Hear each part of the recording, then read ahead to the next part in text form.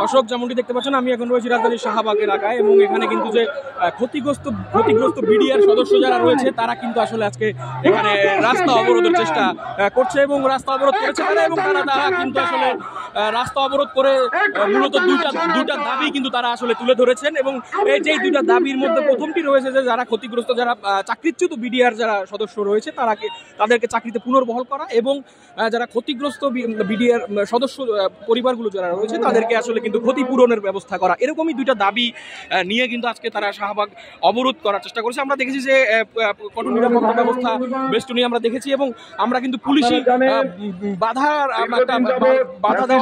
বাধা দেওয়ার যে একটা প্রবণতা সেটা কিন্তু আমরা লক্ষ্য করেছি। আপনারা যেমনটি দেখতে পাচ্ছেন যে আইন শৃঙ্খলা রক্ষাকারী বাহিনীর বিভিন্ন দল কিন্তু এখানে রয়েছে, এবং তারা কিন্তু তারা এই যে অবরোধ কর্মসূচি এটাকে কিন্তু তারা সঠিকভাবে পর্যালোচনা করার জন্য কোনো প্রকার অপ্রীতিকর ঘটনা এড়ানোর জন্য কিন্তু তারা এখানে কর্মরত রয়েছেন। আপনারা যেমন দেখতে পাচ্ছেন এই পাশে পুলিশ রয়েছে, এদিকে পুলিশের স্পেশাল টিম রয়েছে, এবং আরও যেটা দেখতে পাচ্ছেন যে শাহবাগের চারদিকের যে এরিয়া রয়েছে সেটা কিন্তু পুরো অবরুদ্ধ করে আজকে কিন্তু এই যে কর্মসূচি কিন্তু পালন করছেন বিডিআর ক্ষতিগ্রস্ত পরিবারগুলোর সদস্য যারা রয়েছে তারা। আপনারা যেমনটি দেখতে পাচ্ছেন যে এইদিকে রাস্তা কিন্তু পুরো ব্লক করে রাখা হয়েছে, এবং যানবাহন যেগুলো রয়েছে সেগুলো কিন্তু আসলে এক প্রকার নিথর হয়ে পড়ে রয়েছে। আমরা আপনাদেরকে একটু ঘুরে দেখানোর চেষ্টা করছি। অনেকেই কিন্তু এখানে রয়েছেন, এবং বিডিআর যে পরিবারের সদস্য যারা রয়েছে তারা কিন্তু আসলে আজকের এই আন্দোলনে অংশগ্রহণ করছে। আমরা কিন্তু এখানে অনেকক্ষণ যাবৎ রয়েছে এবং তাদের কথা আমরা শুনেছি। আমরা সরাসরি আপনাদেরকে এই যে আন্দোলনকারী যারা রয়েছে তাদের কথা শোনানোর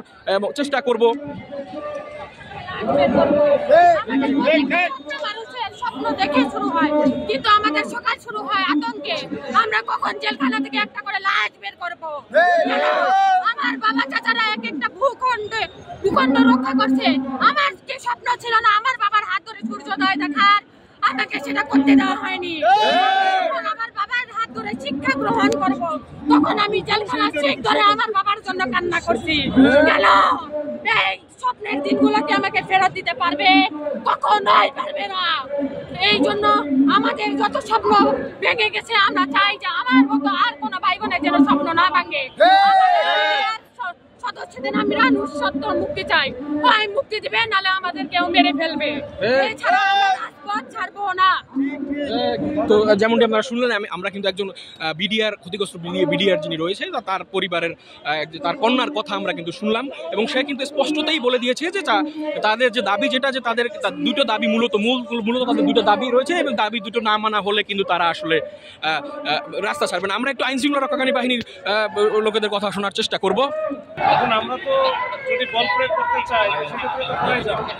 এখন আমরা একটু ধৈর্য পরীক্ষা দিচ্ছি, একটু ধৈর্য ধরতেছি, দেখি 1 ঘন্টা পর যদি যাই তাহলে শান্তিপূর্ণভাবে যদি সমাধান হয় তাহলে তো ভেরি গুড, তাহলে তারা আমাদের ওইদিকে যাওয়া লাগবে।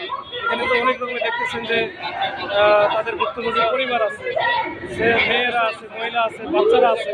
এখানে আমরা ওই জন্য অনেক কিছু চাই, ইচ্ছা করলেও কিছু করতে পারতেছি। দেখি আমরা একটু ধৈর্য ধরে ওয়েট করি। একটু ছোট করে বলবেন যে ধরেন কিছু একটা হলেই এই যে শাহবাগ মোড়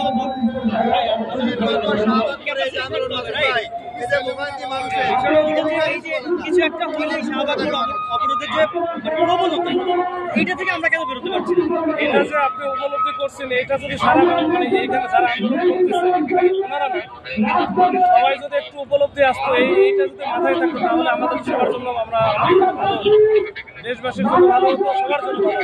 কিন্তু এই উপলব্ধিটা মানে সবার নাই, এবং এটা আমরা বারবার বলার পরেও আমরা অনেকে দেখছেন তারপরেও উল্টা থেকে আমাদেরই দোষ।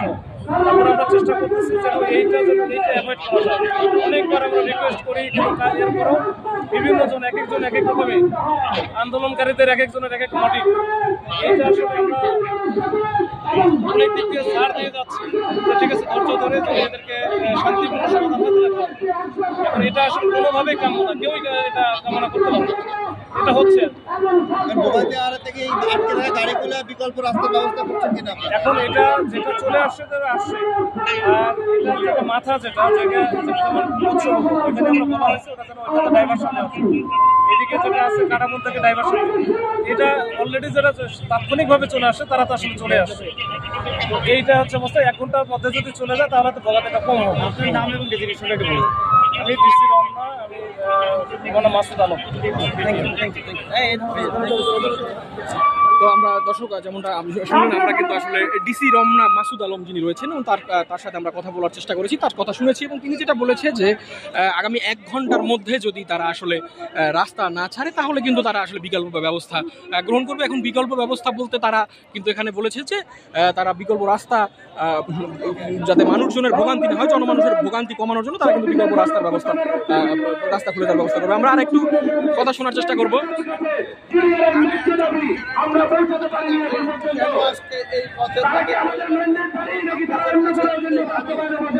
আমাদেরকে বিচার করে, আমাদের বিচার করতে আমাদের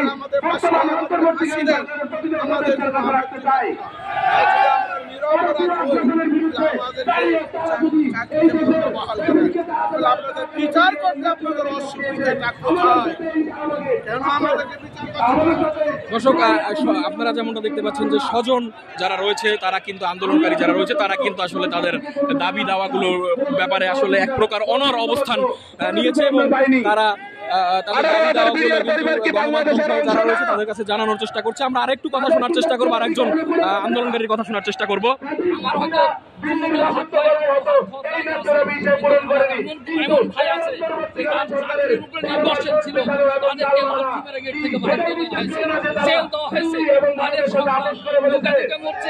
আমাদের রাজশাহীতে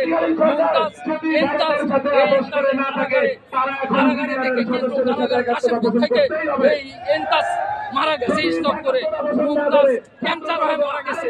আজ পর্যন্ত কোনো মহল তাকে সহযোগিতা করে না।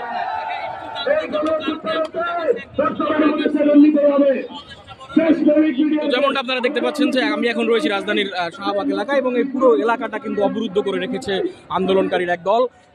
বিডিআর বিদ্রোহে ক্ষতিগ্রস্ত বিডিআর আন্দোলনে বা বিডিআর বিদ্রোহে ক্ষতিগ্রস্ত যারা রয়েছেন, যা পরিবার স্বজন যারা রয়েছে তারা কিন্তু আজকের এই আন্দোলন কার্যক্রম পরিচালনা করছেন এবং তাদের মূলত তারা দুটো দাবি নিয়ে কিন্তু আজকে যে আন্দোলন রয়েছে সেই আন্দোলনে মাঠে নেমেছেন। তার মধ্যে প্রথম যে দাবিটা রয়েছে তারা যেটা বলেছে যে প্রথম দাবিটা রয়েছে সেটা হচ্ছে যে যারা বিডিআর যারা এখনো জেলে বন্দী রয়েছে, যারা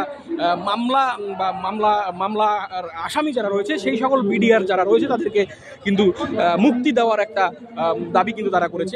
এছাড়াও যারা বিডিআর বিদ্রোহে ক্ষতিগ্রস্ত পরিবারগুলো যারা রয়েছে তাদের যথাযথ সম্মানের মাধ্যমে এবং তাদের যে প্রাপ্য যেটা রয়েছে সেটা কিন্তু তারা সেই দাবিটাই কিন্তু তারা করছে। তো এই ছিল আমার কাছে রাজধানীর শাহবাগ এলাকা থেকে এই বিডিআর আন্দোলনের বিডিআর বিদ্রোহে ক্ষতিগ্রস্ত স্বজনদের আন্দোলনের সর্বশেষ।